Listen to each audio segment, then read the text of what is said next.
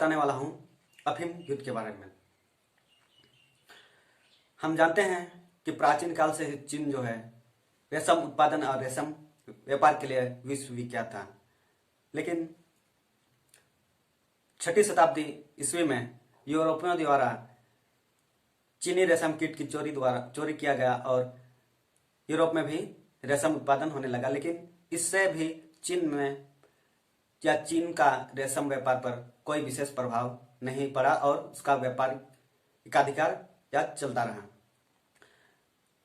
17वीं 18वीं शताब्दी में ब्रिटेन ने भी या यूरोपीय देशों ने भी चीन में व्यापार के लिए प्रवेश किया और इसी सिलसिले में चीन और ब्रिटेन के बीच अफीम व्यापार को लेकर युद्ध हुआ और इसी को इतिहास में अफीम युद्ध से जाना जाता है। मुख्य रूप से 2 अफीम युद्ध हुए। आज प्रथम अफीम युद्ध के बारे में बताऊंगा। हम जानते हैं कि एशिया में पुर्तगालियों का प्रवेश सबसे पहले होता है। 1498 में वास्को डी गामा द्वारा कालीकट में आने से भारत में पुर्तगाल का प्रवेश हो जाता है। इसके बाद व्यापार को बढ़ाने के लिए पुर्तगालियों ने मलाक्का होते हुए चीन में भी प्रवेश किया और पुर्तगालियों द्वारा 1514 में चीन में प्रवेश हुआ और अपने व्यापार को बढ़ाते हुए निकम्बों में 1542 में व्यापार के साथ साथ निवास स्थान भी स्थापित कर लिया और अंग्रेज ने भी 1637 में चीन में व्यापार के लिए प्रवेश किया। इस प्रकार देखते हैं कि यूरोपीय देशों का जल मार्ग द्वारा चीन में व्यापारिक साम्राज्य बढ़ता जा रहा था और उधर रूस भी स्थल मार्ग से चीन में अपना व्यापारिक प्रभाव बढ़ाता जा रहा था। इस प्रकार अपने व्यापार को लेकर यूरोप और रूस और चीन के बीच सीमा विवाद उत्पन्न हुआ और इसके बाद इसको सुलझाने के लिए चीन ने दोनों के साथ यूरोप देश और रूस के साथ नेर्सिन की संधि की जो 1689 में हुई। इस प्रकार देखते हैं कि यूरोपियों का प्रभाव चीन में बढ़ता जा रहा था और अंग्रेज जो है अपने अफीम के व्यापार से अन्य यूरोपीय देशों को पछाड़ता गया और ये अफीम के व्यापार में आगे बढ़ता गया और इसी अफीम के व्यापार को लेकर ही चीन और ब्रिटेन के बीच 2 युद्ध हुए। आज प्रथम युद्ध के बारे में चर्चा करेंगे। तो प्रथम युद्ध के अफीम युद्ध के कारणों को देखते हैं। पहला है क्योतो प्रथा, दूसरा है व्यापारिक विषमता, तीसरा है संतुलित व्यापार का प्रयास और आंग्ल चीनी संबंध और राज्य क्षेत्राधिकार अधिकार। तो पहला में देखते हैं क्योतो प्रथा क्या है। क्योतो प्रथा के अंतर्गत जो है चीनी सम्राट को सम्मान के लिए 9 बार झुककर प्रणाम करना पड़ता था। लेकिन ब्रिटेन जो है वहां ईसाई धर्म प्रचलित थे और ईसाई धर्म प्रचारक भी व्यापारिक उपनिवेश में अपने धर्म प्रचार के लिए आए। तो यह ईसाई पोप या धर्म प्रचारक का चीनी सम्राट के प्रति 9 बार झुककर प्रणाम ये असम्मानजनक ही लगता था और साथ ही साथ व्यापारिक अधिकारी जो थे उनको भी चीन के सम्राट के सम्मुख 9 बार झुककर प्रणाम करना पड़ता था। इससे भी वो अपने लिए भी और राष्ट्र के लिए भी अपमान समझते थे कि किसी दूसरे के सामने हम 9 बार क्यों झुके। इसको लेकर भी ये अफीम युद्ध देखने को मिलता है। दूसरा कारण है व्यापारिक विषमता। हम जानते हैं कि चीन में है सभी वस्तुओं की बहुतायत थी। चीन के पास बेचने के लिए या निर्यात के लिए रेशम, चाय, रबर, सोयाबीन, सिल्क और भी बहुत सारी वस्तुएं हैं। इसीलिए एक बार चीनी सम्राट ने ब्रिटेन के लॉर्ड मैककार्टन को कहा था, हमारे चीन स्वर्ग जैसे चीन और अब अद्भुत साम्राज्य में बहुत तायत मात्रा में सभी वस्तुओं की भरमार है। कोई भी ऐसा वस्तु नहीं है जिससे हम विदेशियों को आयात करने के लिए उनके साथ व्यापार करें या बर्बर यूरोपीय जातियों का व्यापार स्वीकार करें। इस प्रकार के सम्राट के विचार से और चीनी अधिकारियों द्वारा अन्य यूरोपीय देशों के प्रति अच्छी व्यवहार नहीं रहती थी और उनके व्यापार पर कठोर शर्त और कठोर नियम का पालन करना पड़ता था।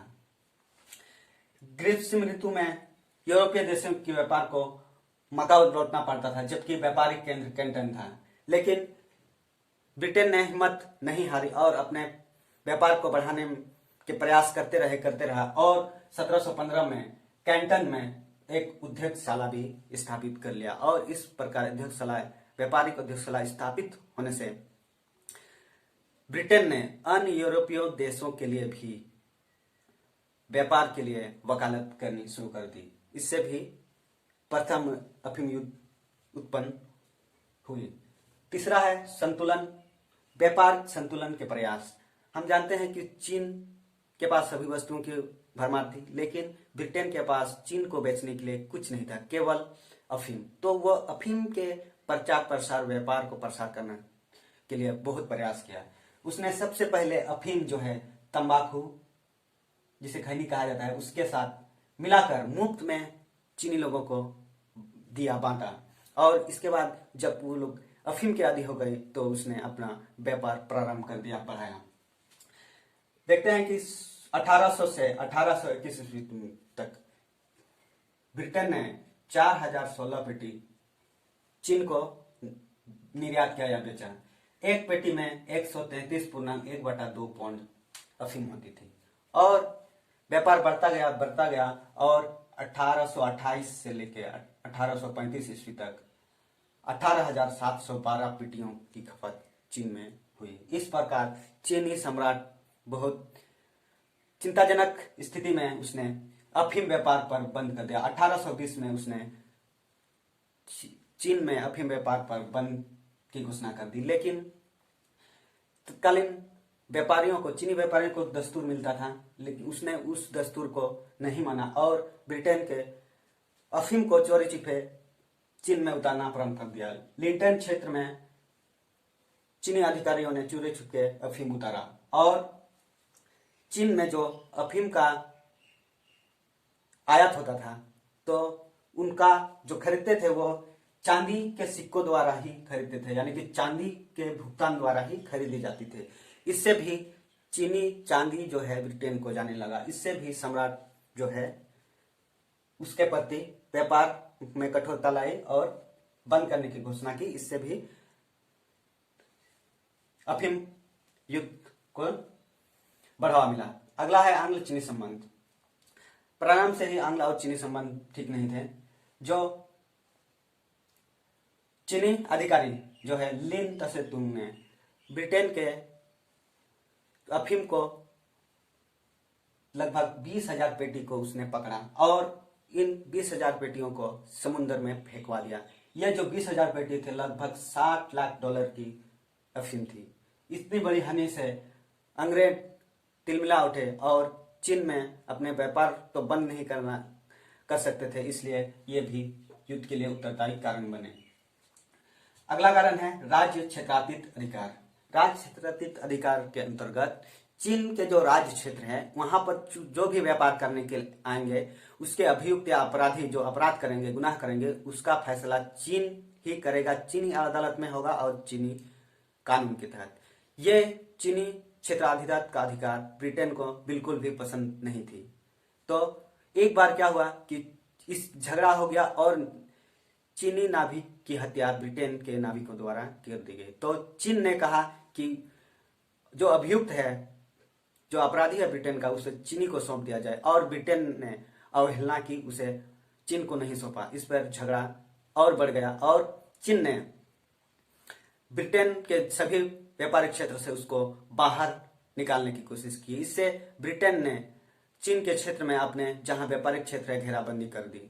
इससे और युद्ध की ओर अग्रसर हुआ और ब्रिटेन के संसद ने 1840 में युद्ध के लिए ईस्ट इंडिया कंपनी को अधिकार दे दिया। इस प्रकार 1840 में प्रथम अफीम युद्ध होता है जो 1842 तक चला और इसमें चीन को झुकना पड़ा और 1842 में नानकिंग की संधि हुई। आज देखते हैं नानकिंग की संधि में क्या है। हांगकांग का द्वीप जो है अंग्रेजों को मिल गया। चीन के क्षेत्र जो हांगकांग का द्वीप है अंग्रेजों को मिल गया। दूसरा कैंटन, आयम, फचाऊ, निकम्पो और शंघाई जो व्यापारिक प्रमुख व्यापारिक बंदरगाह थे उसको व्यापार के लिए खोल दिया गया और यहाँ पर वाणिज्य दूत नियुक्त किया गया जो अंग्रेज ही होता था। दूसरा है व्यापारियों से क्रय विक्रय। पहले जो है व्यापारी जो अधिकारी होगा उसके परमिशन के द्वारा ही होता था। अब जो है जो साधारण व्यापारी जो है वो भी सीधे तौर पर खरीद बिक्री कर सकते थे। अगला है आयात निर्यात पर समान और नरम कर। जो कर लगता था, जो चीन के वस्तुओं पर आयात निर्यात कर लगते थे, वो अब ब्रिटेन के में भी मतलब समान कर लगने लगा, और जो नरम होते थे, कम होते थे। और ये जो शुल्क है, जो वाणिज्य दूत होता था, वही इस शुल्क की उगाही करता था। अगला है क्षतिपूर्ति। नानकिंग की संधि द्वारा क्षतिपूर्ति के रूप में चीन को ब्रिटेन को देना पड़ा 2 करोड़ 10 लाख डॉलर। और अगला है मुकदमे जो होंगे अभियुक्त के या अपराधियों के, वो अंग्रेजी अदालत में और अंग्रेजी कानून के द्वारा ही होने हैं। इस प्रकार ये जो नानकिंग की संधि है 1842 में, चीन के लिए बहुत ही कड़वी विष के समान और असहनीय थी। लेकिन यह संधि मानना पड़ा, और इसके बाद देखते हैं प्रभाव क्या होगा। साम्राज्यवादी फतह की पहली किरण। इंग्लैंड के लिए चीन में साम्राज्यवादी फतह की पहली झंडा उसने गाड़ दिया था। अब ब्रिटेन को लाभ मिला इस संधि के द्वारा, और अफीम के व्यापार में जो इस नानकिंग की संधि में जिसके लिए युद्ध हुआ, वो उसके बारे में कुछ भी बात नहीं किया गया। केवल और केवल इंग्लैंड को ही फायदा मिला इस संधि से। और 8 अक्टूबर 1843 को बॉम की संधि के द्वारा जो राज्य क्षेत्र अधिकार था, उसको भी अंग्रेजों को प्राप्त हो गया। अब चीन पर प्रभाव क्या देखते हैं कि चीन में साम्राज्यवादी प्रवृत्ति पड़ने लगी, मतलब दूसरे देशों के व्यापारी द्वारा चीन में अपना अधिकार या उपनिवेश या साम्राज्यवादी प्रवृत्ति बढ़ने लगी। जैसे कि यूरोपीय देशों के साथ साथ फ्रांस, अमेरिका, बेल्जियम, फ्रांसा, हॉलैंड, पुर्तगाल और अन्य यूरोपीय देशों का अड्डा बन गया, यानी कि विदेशियों का अड्डा चीन बन गया। इससे क्या हुआ, चीन का आर्थिक शोषण बढ़ा। चीन की एकांतता जो व्यापार में थी, उसका अंत हो गया। चीन में सारे बंदरगाह या अन्य क्षेत्र में द्वार खोल दिए गए, मतलब व्यापार के लिए द्वार खोल दिए गए चीन के, और इस प्रकार चीन जो है अंतरराष्ट्रीय उपनिवेश बना। इस प्रकार चीन में प्रथम अफीम युद्ध के बहुत ही दुष्प्रभाव पड़ा।